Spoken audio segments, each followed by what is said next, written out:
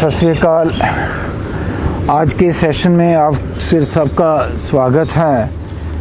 और कुछ जो पिछले हफ्ते के बाद कुछ क्वेश्चन आए हैं जो कि मैं थोड़ा आप सबके साथ उसके जो आंसर्स हैं, क्या सवाल हैं, तो उनके बारे में आपके साथ आज थोड़ा शेयर करता हूँ।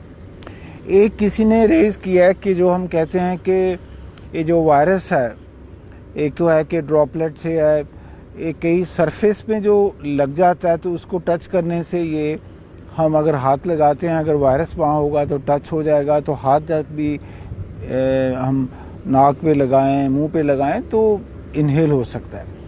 ये जो मोड ऑफ ट्रांसमिशन है, भी इस तरह भी ये वायरस स्प्रेड करता है।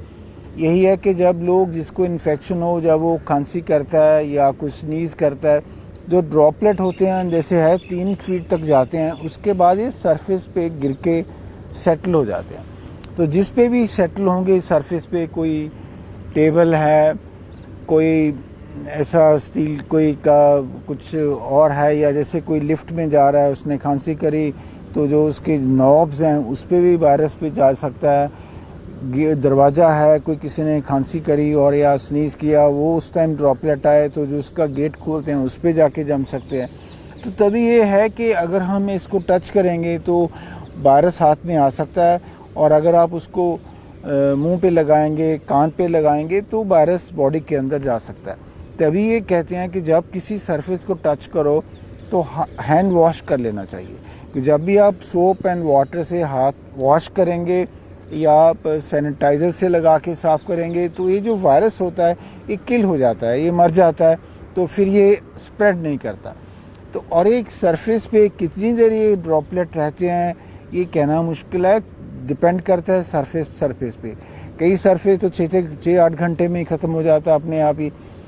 कई सरफेस ऐसे होते हैं जैसे वुड हैं कहते हैं, उसमें शायद 24 घंटे 48 घंटे भी रह सकता है। तो ये वेरिएबल रहता है, तो ये प्रिकॉशन तो लेनी चाहिए हमें। ये जो ट्रांसमिशन का मोड है, चाहे इतना इम्पॉर्टेंट मोड नहीं है, पर फिर भी बिकॉज इससे हो सकता है, तो यही प्रिकॉशन है कि जब भी आप कहीं टच करें तो अपने हाथ वॉश कर ले दें, ताकि एकदम आप कहीं गलती से हाथ जो आपका है फेस पे, मुंह पे ना लग जाए और नाक पे ना लग जाए।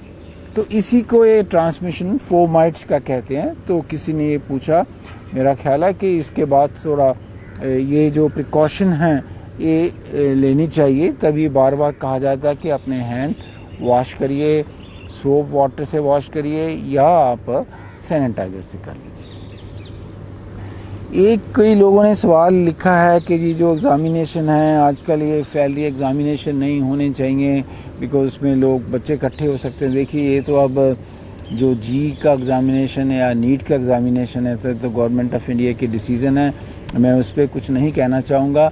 मैं सिर्फ यही कहूँगा कि बच्चे जब ये एग्ज़ाम के लिए जाएं, अपना मास्क पहन के रखिए, मास्क को प्रॉपरली पहनिए ताकि आपका नोज़ भी कवर हो, माउथ भी कवर हो, सो दैट ये बड़ा बिल्कुल क्लोजली फिट हो जाए मुंह में, ताकि कोई ऐसे एक लूज ना हो मास्क फेस पे। बिकॉज कोई किसी तो डर यही होता है, अगर किसी को बच्चे को वहाँ इन्फेक्शन है जो उसको सिम्टम नहीं है, कहीं वो स्प्रेड ना करे। अगर आपने मास्क पहना हुआ है, आपको इस बीमारी से आप बच सकते हैं, उस टाइम अपने आप को इन्फेक्ट करने से आप बचा सकते हैं। ऑफ कोर्स वहाँ पे कोशिश करिए कि डिस्टेंस रखिए, जो फिज़िकल डिस्टेंस कहते हैं 3 to 1 मीटर का रखिए दूसरों से, तो ताकि आई एम श्योर जितनी एग्ज़ामिनेशन बॉडी हैं they are already taking due precaution कि जो बैठाए जाएंगे डिस्टेंस पे बच्चे बैठाए जाएंगे। तो ऐसी बात नहीं है, ये तो इशू जो है गवर्नमेंट इंडिया ने डिसीज़न लिया है। तो I think only thing is बच्चों को ये प्रिकॉशन अगर लेंगे तो इस तरह की तकलीफ़ हो, उससे जो ये मास्क पहनने से आपको और डिस्टेंस रखने से थोड़ा इन्फेक्शन होने का बहुत चांस मिनिमम हो जाता है, रादर ख़त्म ही हो जाता है। फिर कहते हैं कि भी एक कोई सवाल है कि देखो, अगर इस बीमारी का आप कहते हो टेस्ट कराओ, एक कहते हैं कि मेडिसिन में इसका कोई इलाज नहीं है, तो टेस्ट कराने का क्या फ़ायदा। देखिए, ये चीज़ ठीक नहीं है। ये है कि ये एक वायरल डिजीज़ है, वायरस की वजह से बीमारी होती है। कोई ऐसी एंटी वायरल ड्रग नहीं, जैसे होता है किसी को मलेरिया हुआ, मलेरिया की दवाई है तो दवाई खाएंगे तो मलेरिया ठीक हो जाएगा। टाइफाइड है उसकी दवाई है। इस बीमारी की अभी दवाई नहीं है, बट ये तो पिछले 6 महीने 7 महीने से जब से सारी दुनिया इस बीमारी से लड़ रही है, इसके बारे हमें ज्ञान हुआ है कि अगर किसी को हो जाए तो उसको कैसे बचाया जा सकता है। जैसे पहले भी मैंने आपको एम्फेसाइज़ किया, इस बीमारी में क्या होता है, ये वायरस पहले लंग्स में जाता है, फेफड़े में जाके एक निमोनिया हो जाता है, जिससे पेशेंट की जो ऑक्सीजन सैचुरेशन है वो कम होनी शुरू हो जाती है। शुरू में तो उसको नहीं पता लगता, बट अगर एकदम बहुत ज़्यादा हो जाएगी फिर वो एकदम तकलीफ़ सडनली बढ़ जाती है। तो अगर टाइम पे इसका पता लग जाए कि ये बीमारी है और किसकी, तभी हम कहते हैं कि अपना जो ऑक्सीमीटर प्रोब होता है उससे सैचुरेशन देख लीजिए। अगर सैचुरेशन आप देखेंगे कि लो हो रही है, 94 से कम जा रही है, ज़रूर मेडिकल जो आपके अटेंड कर रहे हैं उनको आप अलर्ट करिए कि मेरे को ये हो रहा है, ताकि शुरू में ही आपकी जो ऑक्सीजन कम हो रही है, ऑक्सीजन देने से आपको इसकी जो कॉम्प्लिकेशन हो सकती है उससे प्रोटेक्ट किया जा सकता है। और ऑक्सीजन देने के भी मास्क हैं, नेज़ल कैनुला हैं, और हम नॉन इन्वेसिव वेंटिलेशन भी कहते हैं। तो अगर किसी की ज़्यादा हो, उस तरह हेल्प अवेलेबल है to make sure that your oxygenation becomes normal. Only thing is, अगर ये शुरू में हो जाए तो अच्छा है, पर अगर ये लेट हो जाए, अगर किसी की 40-50 सैचुरेशन हो गई, फिर आप हॉस्पिटल में आएंगे, उस टाइम फिर वो मुश्किल हो जाता है to sort of properly treat the oxygenation, और कई बार फिर वेंटिलेटर पे डालना पड़ता है। और वेंटिलेटर पे डालने के बाद जो even of the best centre in the world जिसको वेंटिलेटर लग जाता है, उसको चांसेस हैं कि डी वेंटिलेट करना बहुत कम चांसेस होते हैं, और डर ये होता है कि जो वेंटिलेटर पे चला गया लगता है कि उसको बचाना मुश्किल होगा। तो इसलिए ये नहीं है कि इनकी दवाई नहीं है, ऑक्सीजनेशन है। एक स्टीरॉयड्स का जैसे आपने सुना होगा, ये स्टीरॉयड भी अब पिछली जो स्टडी आई यूके से, रिकवरी ट्रायल कहते हैं, उसमें था कि अगर टाइमली जब सैचुरेशन कम होती है, अगर आप उनको स्टीरॉयड, एक डेक्सामेथासोन है, उसी के साथ की दवाई मिथाइल प्रेडनिसोलोन है, ये पुरानी दवाइयाँ हैं, पहले भी यूज़ हो रही हैं कई बीमारियों में, पर इसमें देखा गया कि अगर उस टाइम आप इसको दे दो तो इंसान की उसकी सैचुरेशन ठीक हो जाती है। तो ये भी दवाई अब पता है। और जो लोग अगर इस दवाई से, जो सीरियस लोग भी थे, 1/3 30-40% लोगों को बचाया गया इस दवाई के शुरू करने से। सो ये नहीं है कि कोई दवाई नहीं तो टेस्ट क्यों कराना, ये गलत है। आप इनकी बातों, ऐसी बातों में इस तरह की अफवाहें फैलाई जा रही हैं, आप इसमें ना जाइए कि ये इलाज नहीं है तो क्यों कराना, ये गलत है। अगर किसी को सिम्टम है, फीवर है, खांसी है, या थोड़ा सा सांस की तकलीफ़ हो रही है, हेडेक है, कई बारी डायरिया, लूज़ मोशन हो रहे हैं, तो आप इसका सोचिए और क्विकली टेस्ट करवा लीजिए, ताकि अगर ये तकलीफ़ है तो उसका टाइमली आपको इलाज हो आपका, और आपको इसके कॉम्प्लिकेशन से बचाया जाए। कुछ इस तरह की और र्यूमर फैल रही हैं।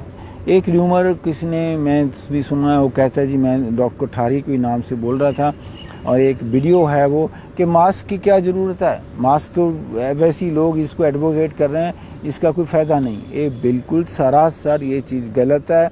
वो कहते हैं कि ये मास्क में ये वायरस तो बहुत छोटा सा होता है, जो उसके होल है उसके तरफ से भी निकल जाता है। देखिए ऐसे नहीं, जो वायरस जब होता है इसके साथ साथ सलाइवा जो बाहर निकलता है वो भी होता है, तो इसका साइज़ ज़्यादा, जो वायरस हैं वो मास्क से क्रॉस नहीं करते। हो सकता है बहुत छोटे वाला जो पार्टिकल शायद क्रॉस कर जाए, तभी तो कहते हैं कि मास्क अगर आपने पहना हुआ, पहले तो आप इन्फेक्शन से बच सकते हैं। अगर किसी को हो भी जाती है इन्फेक्शन तो बड़ी माइल्ड होती है, तभी ये मास्क बीमारी से बचाता भी नहीं है। इवन मॉर्टेलिटी जो कहते हैं कि कॉम्प्लिकेशन होने, बिकॉज आपका अगर वायरल लोड, इन्फेक्शन, आपको वायरस कम है बॉडी में तो इन्फेक्शन माइल्ड होएगी।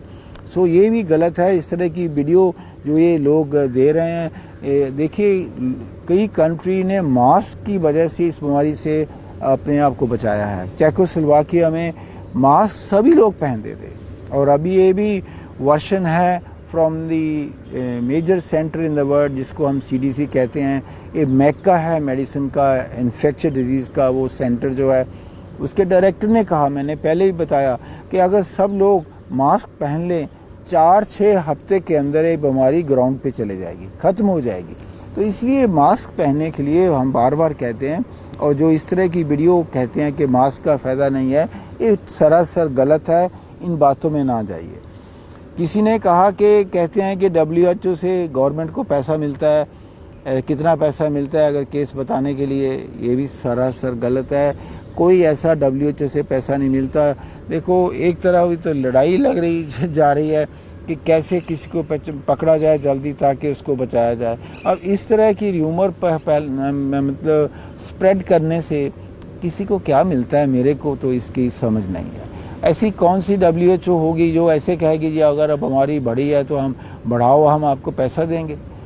ऐसी चीज़ें तो सोचना ही, मतलब मैंने से इतनी नीच सोचना क्यों इंसान की इन लोगों की आती है। एक तरफ तो इतनी लोग तंग हो रहे हैं इस बीमारी से, एक तरफ ये लोग इस तरह की अफवाहें फैलाते हैं, तो और जो लोगों को गुमराह करते हैं, तो आप इन बातों में ना जाइए। और एक पीछे किसी ने सर्कुलेट करी वीडियो जो मैंने थोड़ा उसका उसके आंसर करे हैं कि जी नहीं, और लोगों को इंजेक्शन दे के मारा जाता है, फिर उससे ऑर्गन निकाल के स्मगल किए जाते हैं। मैं नहीं समझता इस तरह की सोच किस इंसान की इतनी घटिया हो सकती है कि इस तरह की अफवाहें फैलाना। मेरे को तो ये लगता है कि तो एक तरह का किसी का कोई एजेंडा है जो कर रहा है, किसी का निशाना लगा रहा है, किस पे लगा रहा है। मैं आप फिर कहना चाहूँगा कि देखो medical doctor, nurses, paramedical staff इस बीमारी को अपने आप को एक्सपोज करते हैं कि आपको भी इन्फेक्शन हो सकती है, पर नहीं, उनका फ़र्ज है ये बीमारी के लिए लोगों को ट्रीट करना, कोशिश करना कि उनको बचाना, even at the cost of कि आपको भी इन्फेक्शन हो सकती है।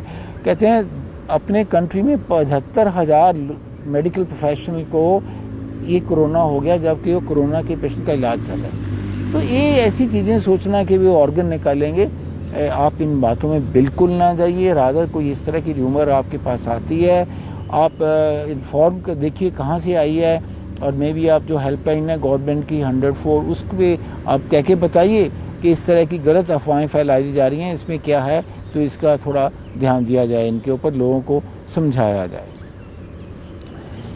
टेस्टिंग के बारे भी कुछ ने कहा कि देखो कई बार हम कहते हैं टेस्ट बहुत बढ़ गए हैं तो लोगों को टेस्ट कराने की मुश्किल होती है। मैं आपको फिर एश्योर कराना चाहता हूं कि आप आम हॉस्पिटल्स में अब टेस्टिंग हो रहा है, आप कहीं भी जाके अपना टेस्ट करा सकते हैं। इवन नाउ पिछले हफ्ते से तो गवर्नमेंट ऑफ पंजाब ने जो मोबाइल वैन्स हर एक शहर में अब जा रही हैं, कुछ शहरों में तो जहाँ पे डिफरेंट एरिया पे खड़े होंगी, कोई भी जाके अपना टेस्ट करा सकता है। और आज तो गवर्नमेंट ऑफ इंडिया ने भी कह दिया है कि अगर कोई सोचे कि मेरे को शक है, मैं अपना टेस्ट कराना चाहता हूँ, वो जाके वहाँ अपना टेस्ट करा सकता है, चाहे वो रैपिड एंटीजन है, चाहे RT-PCR है, तो ये डिपेंडिंग अपॉन जो फैसिलिटी है ये किया जा सकता है।